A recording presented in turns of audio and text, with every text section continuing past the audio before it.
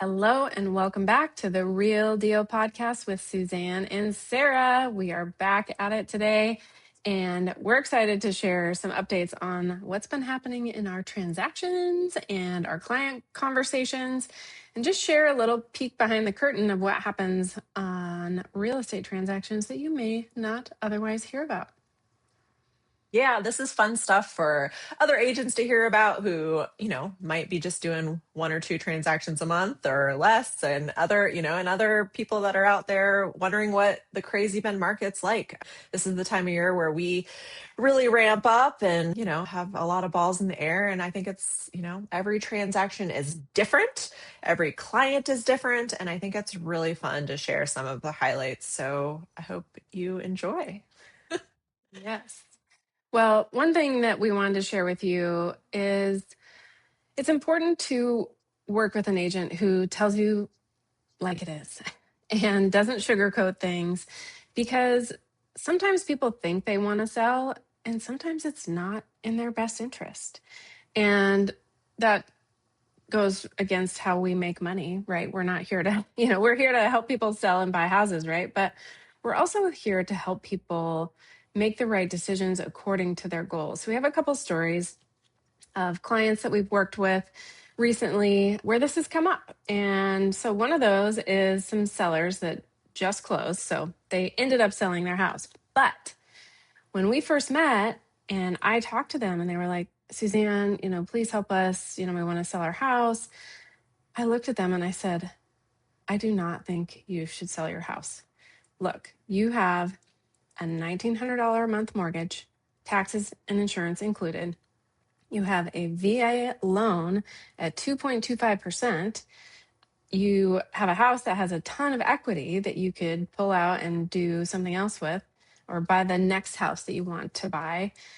I don't think you should sell your house. I think you should rent it. I mean, these folks knew that they wanted to move out of the area. They wanted to move back to a community where they felt more established, and they wanted to move to a school district that aligned with their priorities. So, they knew they wanted to move. And so I sent them down the path of like, let's explore renting your house first. And that was not what they expected to hear from a realtor. Obviously, like I said, we make money from helping people buy and sell houses. We make clients and relationships for life by telling people the truth about their situation and about other options they might want to consider before selling your house. And the reason is once you sell, there's no going back. And for some people, that's okay. But for some people, I think it's also really important to explore other options before putting the sign in the yard and getting the home up on the market. Yeah. And if you're wondering why people call us the real deal, this is one of those reasons. Suzanne had a conversation like that with another seller today who's looking for some advice, and she had some really good feedback for him. And he went from being pretty certain he wanted to put his home on the market as soon as possible to taking a few steps back and really thinking things through. So if you're looking for someone who wants to give you an honest, or who's is here to give you an honest opinion, that's us. We're not here just to take your money and run. Right. So Yeah. And like I yeah. said, sorry, just to finish off that story, Yeah. the folks that wanted to move away and who had the VA loan on their house, super low monthly payment, ultimately they came back and they said, we explored the rental option. We don't want to be landlords. We are ready to cut and run. List our house for us. And we did, Yeah. and we sold it, and they're happy, and they left no stone unturned. They will never have regrets because they looked at other options. They considered alternatives, and they know that they made the right decision in selling their house, but they didn't do it hastily. And I think that that's the most important thing, just like the conversation today. Once I met with this potential seller, he told me, he's like, I don't really want to sell this house, but I want the equity. I want my equity to be able to help tide me over, because he's going from a W-2 job to entrepreneurship. And he wants to make sure that he's got income while he builds up his business. Well, to me, the easy answer was pull out a HELOC, access your money, but then you only pay for whatever you use. And so then you still own your asset. you still have your 3.1% interest rate on this house, and you can sell it later if you decide that you really need access to that equity without putting debt against the house. And he was just like, oh my gosh, how did I not think about this? This is a great idea.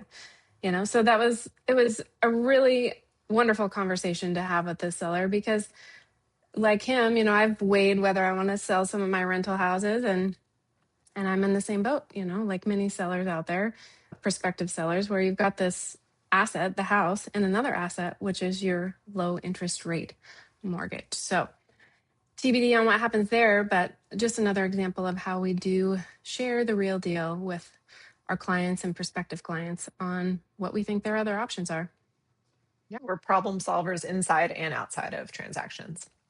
Absolutely. Yeah, so we're deep into a transaction with a buyer coming up on closing actually this week.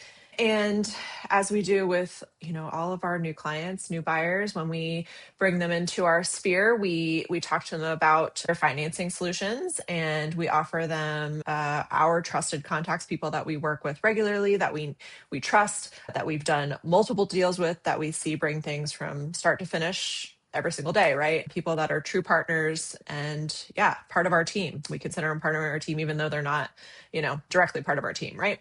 So we introduced this buyer to one of our lender contacts. They helped this buyer get pre-approved, go under contract. They, I don't think there was really any red flags that I heard, any negative feedback, getting them to the point that they were at, which is under contract.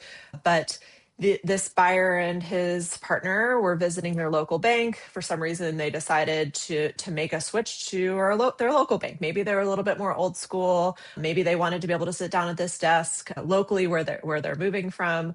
Totally get it. The deal with making changes to your lending in transactions mid-transaction once you're under contract is you can't change your financing terms, right? So you can't change your loan amount, your down payment, the type of loan you have, right? So whether it's conventional or whatever, DSCR, FHA, without the seller's approval. And obviously any changes that you make can't affect anything that's in the contract, right? Your closing date, your timeline for ordering an appraisal, all the above. So it's okay if people want to make changes with their lenders mid-transaction or partially way through their transaction, as long as none of that is affected. So, it's not our job to tell people who to work with. We just make sure that people are protected in their contracts. So this buyer did decide to change lenders about a week into their transaction. And I just wanted to share, we've heard from this client on a couple of occasions now how much they regret making this move. And, I've seen it from a high level, just in terms of lack of communication from this new lender, lack of systems, really lack of a direct line, someone that almost doesn't seem like they do this for a living to some degree. And really the comment that stuck with me when I was on the phone with this client the other day is they said to me, Sarah, do you know how many times blank you picked up the phone when I called them? It was not 90% of the time. It was 100% of the time. And don't This tell was the person him. that we had recommended Yes. to the buyer. Yeah. And don't tell him, but I regret making this move. Like, I will never work with X bank again, the one that they moved to. And, I'm really sorry that I made this move. So here's the deal. Like, we work with the people and we recommend the people that we work with to our clients for a reason. They're people, like I said in the beginning, that are vetted, that we can stand behind. And again, not everybody's personalities are for everyone. And that's, part of the matchmaking process. And we get that. But this is transactional, right? And we like, our main priority is for you to get the best rate, and actually close the deal, right?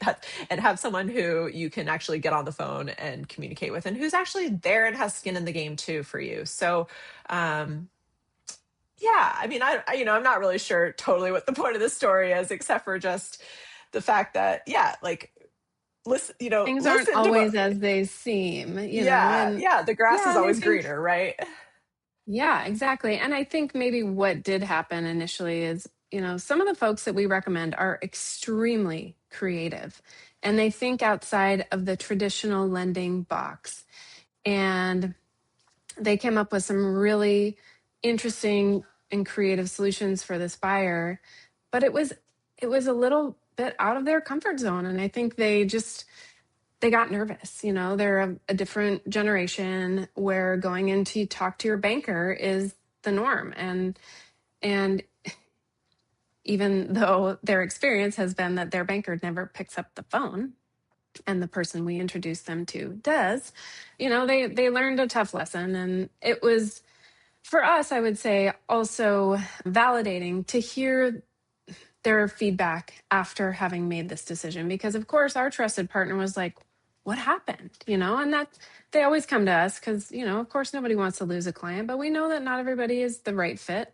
So it was just really validating for us to know that, hey, we are recommending people that do the work, that pick up the phone, that get things done, and that do come up with creative solutions that your traditional banker likely does not.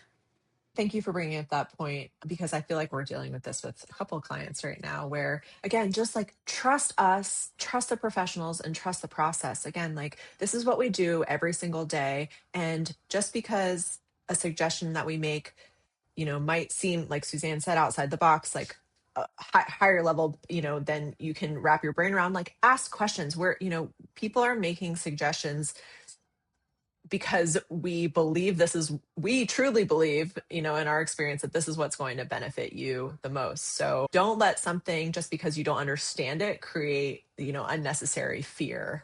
Just ask more questions, right? And then make an educated decision from there.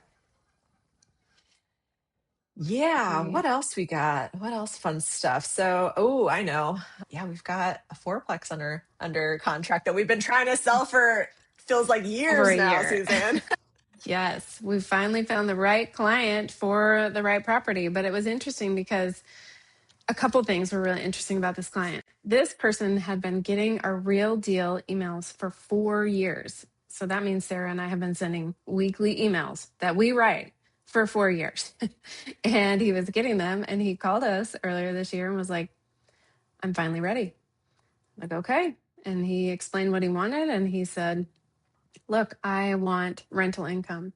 And so I want a single family home that I can put 2 ADUs on that I can rent out. And I was like, okay, let's go look at a property. So I found one that I thought could be a good fit. And we went and looked at it, and he had done the research on, the setbacks and all the things. And so we looked at it. And when I started digging deeper and asking more questions, I understood really, truly what his goal was, which was to have a place to live for himself and his family and have rental income. Well, ADUs, if you don't know, cost a minimum of $150,000 a piece. And the ROI on those things is at least 5 years, once you get them rented out. But you have to go through the permitting process. You have to go through all the city hoops and all the things. And those things can take a lot of time. Like he was looking at least a year to get one in place. And so once we started talking, I said, I think what you really want is a small multifamily where you and your family can live and you have rental income coming in. Small multifamily meaning duplex, triplex, fourplex, anything under 5 units. And he was like, actually, you're right. So I showed him one house, and then Sarah sold him a fourplex. My favorite fourplex that we've been trying to sell forever with one real stubborn seller, but the numbers make sense for this guy. And yeah, I'm excited to, get him into it for the first time this week. He's under contract. We're moving forward with inspections, and he'll be closing hopefully in 45 days. Yeah. So just another lesson for us and for all of you listening. People think they know what they want. They think they want to sell because they want access to cash, right? They think they want to have a house with 2 ADUs because they want to have rental income, but they may not know about other alternatives like using a HELOC to access equity instead of selling, or buying a small multifamily instead of building ADUs and you burning through a ton of cash in order to do that in a ton of time as well. So that's our job, is to be really good listeners, to be curious, ask lots of questions, and really get to the heart of what people's goals are, because oftentimes they don't really know. It's definitely a journey. We see people come to us with one idea and leave with another, and that's one of the most fulfilling parts of what we do is because we get to hold your hand through the process and yeah, grow together. So anyways, we hope you enjoyed this little bit of a candid commentary from us on a few of the things we've got circulating in escrow right now and in our buying and selling world. Yeah, Ben market is doing what it does. Lots of activity out there right now. So yeah, when you're ready, we would love to hear your story, hear your goals, help you think through what you think you know, and yeah, help you get curious. Yes, and leave no stone unturned. That's our goal. No regrets. Make sure that you're actually getting what it is you truly want instead of what you just think you want. So, thank you so much for joining us on this podcast, the Real Deal podcast with Suzanne and Sarah. We will be back with you again soon to talk about our upcoming meetup event for investors and also all kinds of other fun things that we'd love to share with you too. So if you like this episode, please like and subscribe. If you want to hear something else or if you have any comments for us, please let us know in the comments. We would love to hear what it is you'd like to hear more of or less of so that we can give you what is most interesting. So thank you so much. We'll see you next time.